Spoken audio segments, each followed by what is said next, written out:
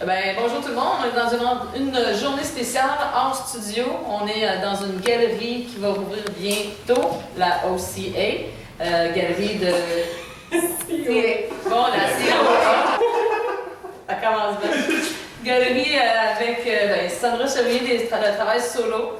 Et puis, je suis ici avec Nadine Samuel, puis on va vous introduire tranquillement. C'est une nouvelle capsule qu'on va vous sortir cet été qui va être les Chicks on Tracks, qui n'est pas encore ça, mais ça s'en vient, fait qu'on commence tranquillement pas vite.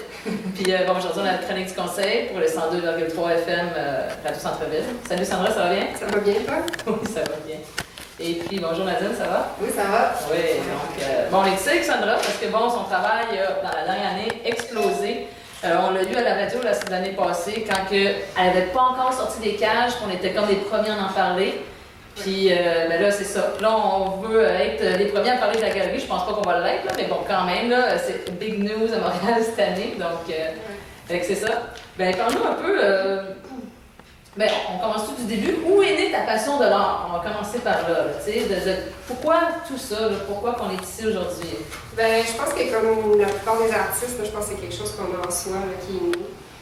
Puis c'est ça, depuis que je suis toute petite, je m'ennuyais déjà vers ça, dans les parties de famille, quand le reste de la famille jouait aux cartes, moi j'étais avec ma tante à faire du bricolage ou c'est donc des petites anecdotes comme à l'école que je me faisais réprimander par les professeurs qui m'accusaient de dessiner sur les pupitres. Puis moi je disais non, c'est pas moi, j'ai rien fait. Puis finalement les profs disaient écoute, t'es la seule qui dessine bien comme ça, fait qu'on sait que c'est toi.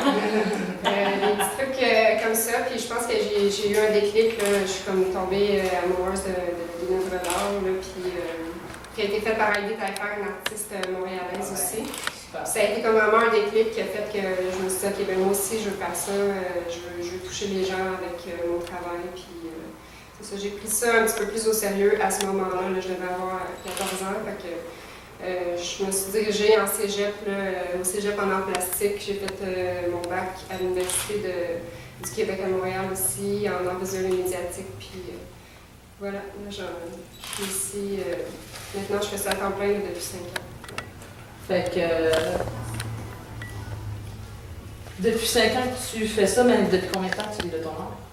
Là, ça fait dans le fond, ça fait longtemps que je fais ça, mais ça fait 5 ans que j'en vis. Ça a été, j'ai pris la décision, en fait, un peu grâce à mon fils. Là, quand j'étais dans mon congé de maternité, j'ai décidé de ne pas retourner au travail parce que là, je me suis dit, si je dois travailler, m'occuper de mon fils, j'aurais pas le temps pour ma passion, en fait. Fait que j'ai comme pris le risque de juste m'essayer à faire que ça, puis ça a bien fonctionné. C'est sûr que là, les premières années, c'est tout le temps des montagnes russes, on ne sait jamais si on va avoir des ventes ou si les choses vont bien aller. Mais je pense que j'ai comme le petit côté business un petit peu en moi qui a fait que j'ai su promouvoir mon travail, puis au fur et à mesure, les choses se sont développées, j'ai fait grandir une clientèle, puis ici, puis maintenant ailleurs, là, je travaille plus toute seule maintenant, mais... on va le découvrir tantôt, ton acolyte, ton partenaire. Oui, mon bras droit. Ton bras droit. Puis donc, ta recette pour le succès, c'est un peu ton petit côté business, c'est un peu ça que tu essaies de dire? Parce que le milieu des arts est quand même un peu dur à vivre et puis à... Oui, surtout, en tout cas à Montréal, là, je pense depuis les dernières années, là, ça a l'air d'être assez difficile, mais je pense que maintenant, ce qui arrive, c'est que Internet a pris beaucoup de place dans le marché de l'art. Il y a des forums d'art, puis aussi, je veux dire, avec les médias sociaux qui sont gratuits pour les artistes, de faire sa propre promotion, puis de mettre son énergie là-dedans, puis de montrer son travail au lieu de juste le laisser chez soi. Tu finis une œuvre, tu peux la mettre en ligne, puis elle peut se faire voir un petit peu partout sur la planète, en fait. C'est ça qui est intéressant. J'ai beaucoup misé là-dessus. Puis c'est ça, je pense que ça a été un peu la recette Fait que tu as beaucoup travaillé sur Internet. Oui. Tu essaies de dire aux autres artistes aussi, allez-y, gênez-vous pas. Mettez vos œuvres. C'est un outil gratuit qu'on a. Tu n'es pas obligé de donner 50% à une galerie, que tu ne sais jamais vraiment si elle travaille vraiment pour toi. Souvent, les galeries ont beaucoup d'artistes, puis c'est difficile de mettre leur énergie sur un artiste, puis de faire promouvoir leur travail. Donc, je pense qu'Internet, c'est le meilleur outil. Ouais. Est-ce que tu étais avec une autre galerie avant ici? À Montréal, j'ai exposé en galerie. J'ai jamais voulu signer de contrat, je voulais pas avoir, je voulais pas être aux prises avec des murs autour de moi. Là. Je voulais comme avoir ma liberté encore parce que justement je suis habituée de promouvoir mon travail moi-même et je voulais pas avoir des restrictions par rapport à une galerie. Fait que c'est sûr que oui, j'ai fait des shows ici, mais Pas d'exclusivité. pas d'exclusivité. Non, pour moi, c'était pas. C'était même pas comme une option que j'avais dans ma tête. Là. Je trouve que. Faut être libre, on est des Faut être artistes. libre, puis on sait quelque part. jamais qu'est-ce qui peut arriver, on sait jamais quelle offre aussi peut venir à nous. Fait que, ouais, voilà.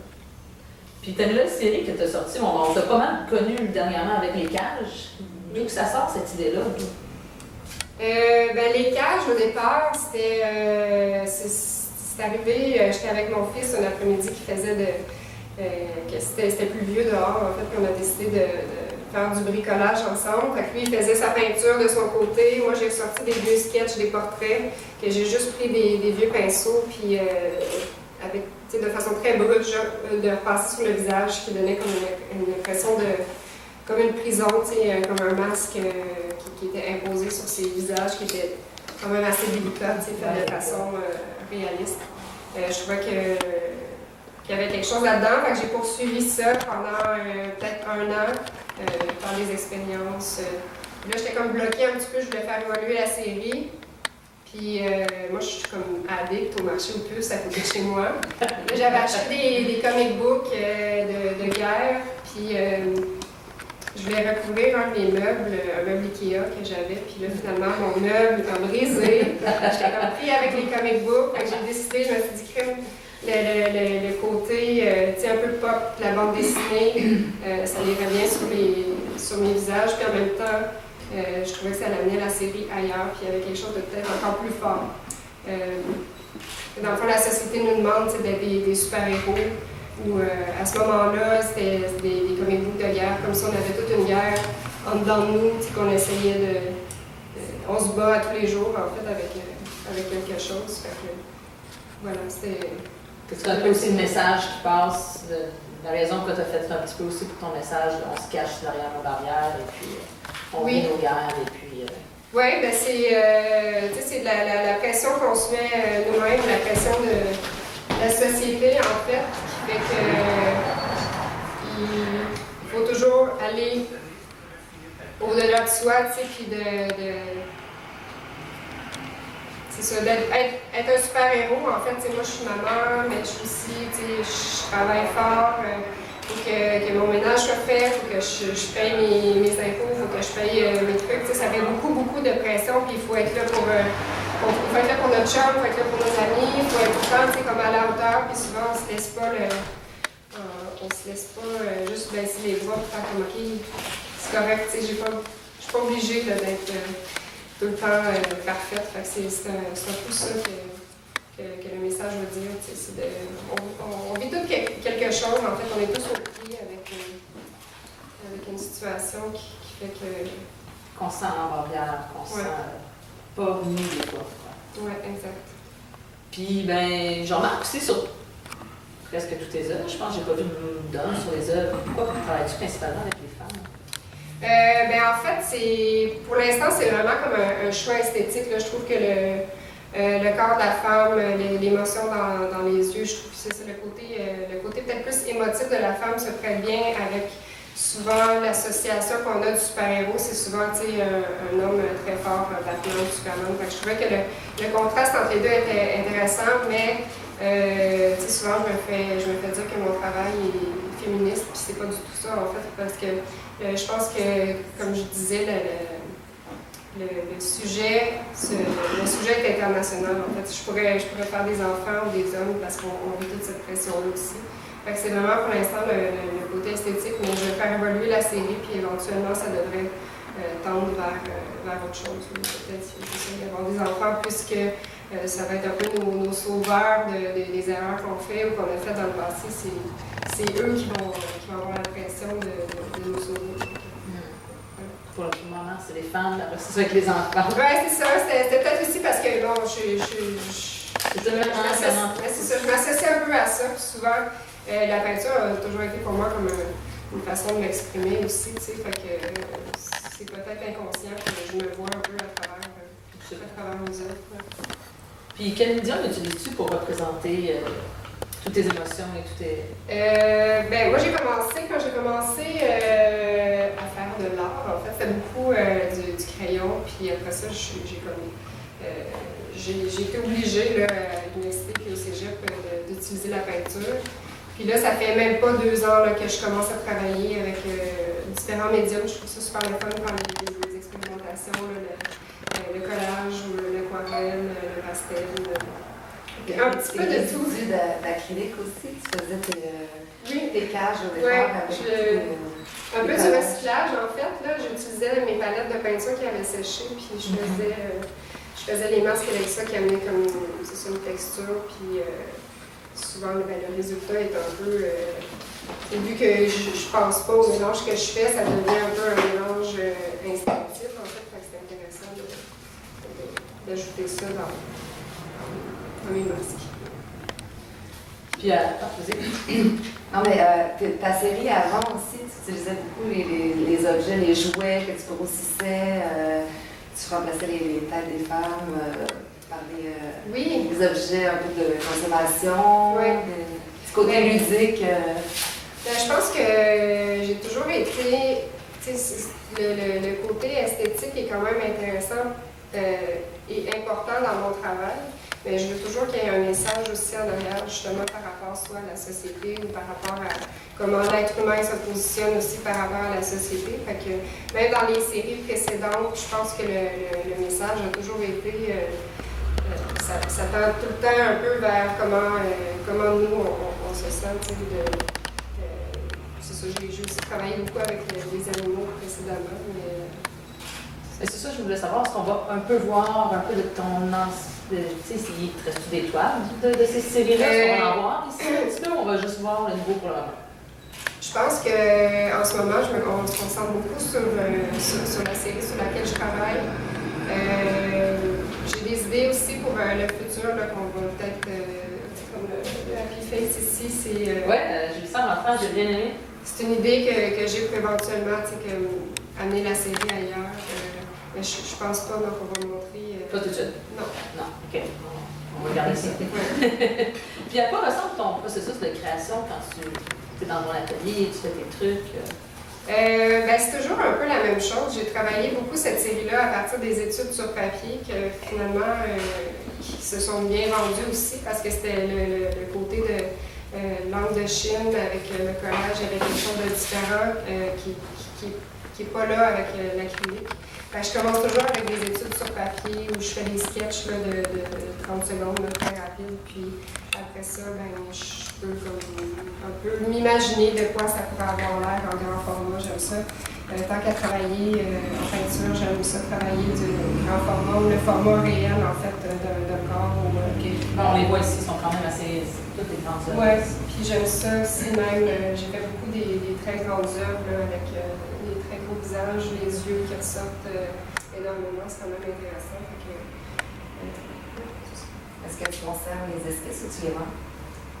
Actuellement, c'est drôle parce que les esquisses que je fais, là, c'est un petit peu n'importe quoi. Là. Même quand je me prépare pour une exposition, j'ai comme un papier, puis ils sont tous en minuscules. Sur mon papier, je me fais comme une ligne directrice, puis j'essaie de suivre ça. Mais là, j'ai décidé d'y aller en plus gros format, donc ça se peut qu'il y en ait de disponible. OK, c'est cool de savoir. En parlant de processus de création, quand tu peins, quelle musique que tu as écoutée? Je te surprends que ça. En fait, moi, je suis vraiment une mélomane. J'adore la musique, j'aime ça aussi, aller voir des shows de musique. Mon père m'a beaucoup appris sur la musique. Là. Il m'a même donné tous ses vinyles qu'il avait quand il était petit. Fait que j'ai mon tourne-disque avec les vieilles chansons de l'époque de mon père, un peu jazzé, ou plus cool. Sinon, j'ai des bandes classiques en fait que j'écoute depuis 10-15 ans. Jeff Buckley, Radiohead, Arcade Fire. Souvent, mes amis trouvent que c'est des trucs très noirs, un peu smooth. Je pense que je tends plus vers cette musique-là que des trucs comme super rythmés. Quand tu travailles, ça t'aide à te concentrer dans ces petits mots. Oui, parce que je pense qu'à un certain moment, ce que j'aime de la musique, c'est que ça devient un peu la même chose que le silence. Je peux même écouter des chansons en loop sans arrêt pendant que je fais une toile, puis à un moment donné, je l'entends juste plus. Ça fait juste partie de qu'est-ce qui se passe à ce moment-là. Puis, c'est ça, on dirait que quand je crée, c'est le seul moment où que je réfléchis pas, que je pense pas, puis que je me sens vraiment comme dans un état de méditation presque. Fait que je trouve que la musique, je veux pas qu'elle vienne me déranger, mais plus faire partie, c'est ça, de l'atmosphère. Excellent. Fait qu'on va prendre une pause musicale. Puis tu nous suggérer une chanson qu'on devrait écouter? On pourrait écouter My Body is a Cage de Arcade Fire, qui se prête bien au sujet, je pense. Oui, surtout avec les nouveaux, le corps en cage qu'on voit en arrière de nous. Puis on va revenir dans quelques instants. My body is a cage that keeps me from dancing with the one I love, but my mind holds the key. My body is a cage that keeps me from dancing with the one I love, but my mind holds the key. I'm standing on the stage of fear and self-doubt. It's a hollow play, but they'll clap anyway. My body is a cage that keeps me from dancing with the one I love, but my mind holds the key. You're standing next to me, my mind holds the key. I'm living in an age that calls darkness light, though my language. Bonjour, on est de retour. On a Jean-Pascal Fournier qui vient de s'asseoir avec nous parce qu'on va parler un peu de l'espace dans lequel on est aussi. Donc, on va continuer avec ça un petit peu. On va commencer avec ça. Donc, pourquoi cette galerie? D'où ça sort? C'est quoi cette idée? C'est une bonne question, d'où ça sort? J'aurais dû l'appeler la galerie spontanée, je pense, parce que ça sort. J'ai décidé ça il y a à peine 2 mois. Okay. C'était pas dans mon... pas dans mon plan de l'année qui s'en venait. Mais, je sais pas, en tout cas, je viens d'avoir un deuxième enfant. Les naissances font que des fois, c'est un électrochoc à ta vie. On a vu ça avec Sandra. Avec Sandra aussi, la même chose. Et je dirais que peut-être je sais pas, tout s'est enligné. J'ai vu ce local-là près de chez nous. J'ai fait OK, c'est le temps. Parce qu'avec le succès que Sandra en ce moment, partout à travers le monde, c'était quand même dans notre but d'ouvrir quelque chose pour que Sandra puisse être représentée dans sa ville d'où elle vient. C'est logique. C'est la moindre des choses. C'est juste qu'on n'avait pas les moyens. C'est beau le climat, mais à un moment donné. non, mais oui, mais avoir aussi quelque chose qui nous ressemble, de ne pas être dépendant de d'autres, quelqu'un. Depuis le début, on prend toutes les décisions ensemble, puis il n'y a pas d'autres intermédiaires. Donc, tous les choix qu'on fait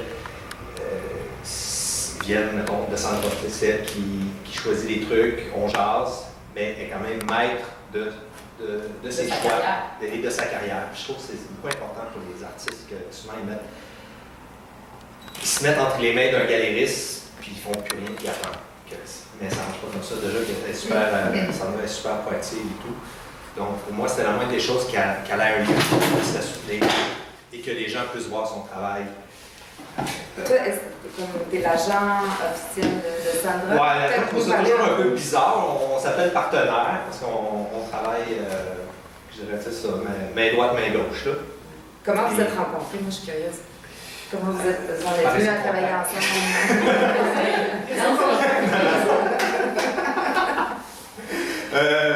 On s'est rencontrés en tant qu'artiste à la base, parce que j'étais peintre et on exposait dans les mêmes galeries. Puis je finissais mon expo, elle, c'était son ami qui rentrait après. Ça a commencé un peu de même, je voyais son travail. Après ça, j'ai acheté une œuvre on s'est rencontrés. Après ça, on a commencé à faire les cages. Moi, ça a été comme un coup de cœur. J'ai été foudroyé. Une semaine, j'en ai acheté une. La semaine d'après, j'en ai acheté un autre. La semaine d'après, j'en ai acheté un autre. J'ai fait comme, hey, là, je les arrête de produire ça, je peux plus que les acheter. Puis je suis collectionneur aussi depuis quelques années. Donc, je connaissais un peu le marché et je voyais très bien comment on pouvait positionner cette nouvelle série-là dans un marché plus grand qu'ici. Fait que j'ai juste dit, hey, c'est dans ce qu'on se rend compte, on essaie dessus, je vais essayer de moi de vendre des trucs à l'extérieur du Canada. On fait juste un petit test. Why not? J'ai dit, passe-moi 5 œuvres là, pour 24 heures, on va voir. T'sais. Puis 45 minutes après, j'ai envoyé un mail. C'est beau! 2 à Londres, 2 à Paris, 1 à LA. Wow! J'ai dit, ça attends-tu qu'on se rencontre? Puis ça a parti de même. Mais un an? Ouais, c'est même un an. C'est un an et genre un mois ou deux. Fait que ça a été très très vite. Puis elle a décidé, tu sais, elle aussi, parce qu'elle travaille très fort, Sandra. J'ai rarement vu des artistes qui sont, production, comme ça. Ouais, puis autant sur le web que sur sa production, c'est une artiste très sérieuse. Fait qu'elle était, comme je pense, juste au bon moment aussi pour être prêt à attaquer ça. Puis moi, j'ai décidé aussi de me lancer à plein là-dedans. Ça a fait comme des choix de vie. Je fais OK, c'est là, let's go. Moi, ça fait comme longtemps que, en guillemets, j'attendais ça dans le sens de, comme, pas une sorte d'opportunité, mais de travailler directement avec un artiste. Surtout un artiste qui n'est pas juste web, etc., mais elle sort, elle va voir les autres artistes, elle rencontre le monde, elle va dans toutes les expositions, c'est comme, c'est super le fun. Oui, tu sais, super ouverte et tout. Fait que ça fait que les choses se sont passées. Je pense qu'on a fait des bons choix aussi, on a accepté des bonnes choses, on a fait des bons mots qui permettent de dire, ben là, OK, là, ça va à peine. Un an plus tard, on va avancer ici. On dit, on va se louer, on va se partir de la galerie, on va être maître dans notre lieu, tu vas être toujours en permanence, tout va produire, la production va partir d'ici. Puis je pense que ça peut juste comme aider tout le monde au niveau de la crédibilité. Donc là, il y a un lancement ici le 31 qui vient.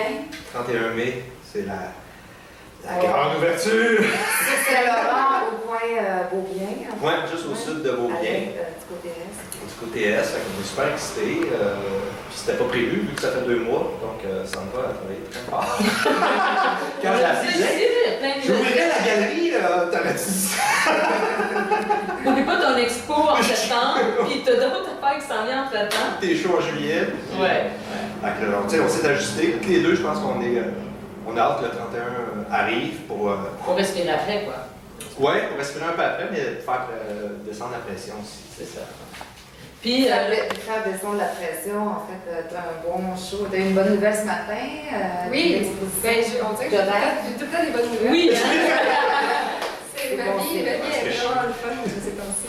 Mais oui, c'est drôle parce qu'il y a un an, c'était notre but ultime. Je m'étais fait approcher par Jonathan Levine de New York, puis aujourd'hui, j'ai eu la confirmation justement d'un show qui va être l'année prochaine. Fait que, il y a plein de belles choses qui s'en viennent aussi là, en 2015, à Tokyo aussi. Je retourne en Norvège en septembre. J'ai plein de roadshows un petit peu partout là, sur la planète cet été, cet automne. Sur la planète, ça c'est bien. on ne pas les 4 coins du monde. C'est excellent.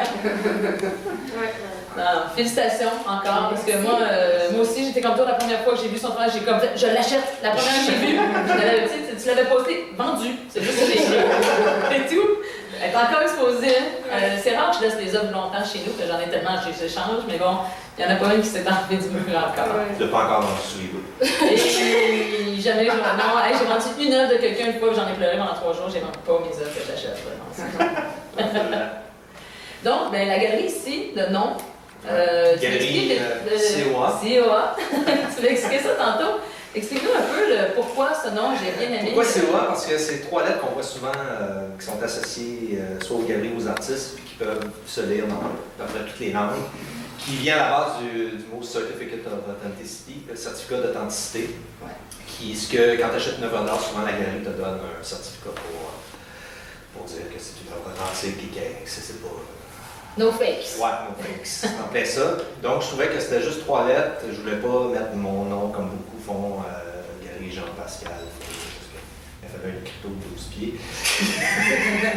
Puis je voulais pas le personnaliser. ça. Je voulais que ce soit quelque chose juste. Je sais pas, c'était un peu punché, c'était 3 lettres qu'on voit souvent apparaître. Puis, ils veulent dire aussi contemporain, art, outsider art. Donc c'est un peu moi dans mes goûts de galériste là, que je veux me promener là-dedans. Je trouvais des artistes qui sont influencés par ces courants-là, qu'on retrouve un peu de cette couleur, des influences d'art brut, d'art de la rue, d'art urbain, ou même un peu contemporain aussi. Parce qu'on est quand même de notre époque. Ouais. Tout art qu'on fait en ce moment est contemporain. À l'époque de la subversité. C'est ça, c'est un peu ça. Fait qu'on est super excités, puis on aimerait que ça soit quand même un lieu aussi, dynamique, puis que ce soit une galerie qui ressemble à ce qui se fait ici, qui se fait ici, puis qui se fait ce qu'on voit des artistes sur le web, que des fois n'ont pas nécessairement la structure pour les soutenir. On voit qu'il y a tellement de gens talentueux, puis je sais pas, moi je trouve, en tout cas, surtout au Québec, il y a une effervescence de talent et de création qu'on retrouve rarement, je dirais, ailleurs. On sort avec des choses très personnelles, comme les cages, je veux dire, en guillemets, le procédé est simple, c'est un visage avec un collage de comic book, mais, je veux dire, on a fait des recherches partout, puis il n'y a personne qui l'avait fait. C'est quand même, moi je fais comme, wow! Tout ça! T'as pas pris une tarte de pointe, t'as créé ta propre tarte. Mais pour qu'est-ce que ça va créer, c'est comme, business. on n'a jamais vu, c'est dur de voir des choses qu'on n'a jamais vues aujourd'hui. Il y a tellement qu'il a vraiment fait quelque chose de personnel qui est éclaté partout et qui va chercher énormément du collecteur de bande dessinée à l'amateur d'art contemporain, à la femme qui a peut-être un loft super cute et qui cherche une toile, qui veut, tu sais, on dirait que tout le monde, les jeunes. Aussi, tu sais, la nostalgie de le monde qui aimait leur bande Ben dessinée oui, quand la il était nostalgie jeune, de notre on dit, hey, Paul qui est là, whatever. Les enfants, c'est quand même. On est tous encore des enfants, là. Oui, puis c'est quand même fou qu'une œuvre peut toucher autant le petit gars de 8 ans, le petit gars de 8 ans. Elle a plein de fans qui sont inspirés, qui ont des dessins. La belle série que tu nous as montrée sur Internet avec tous tes enfants, là, c'est ça super. C'est comme un peu troublant de voir combien de gens ça va toucher, cette série-là. Donc, comme tu l'appelles, 31 mai. De 15h à 20h. Oui, au 6405 Saint-Laurent, Pointe-Beaubien. Le rendez-vous est ici, on va tout être ici. Tout le monde de la scène montréalaise, d'après moi, va être ici. Donc, si vous voulez rencontrer Sandra, Jean-Pascal, Nadine ou moi, venez-vous-en, venez nous voir, on va être là. Puis si vous êtes trop gênés, je vais vous l'appeler.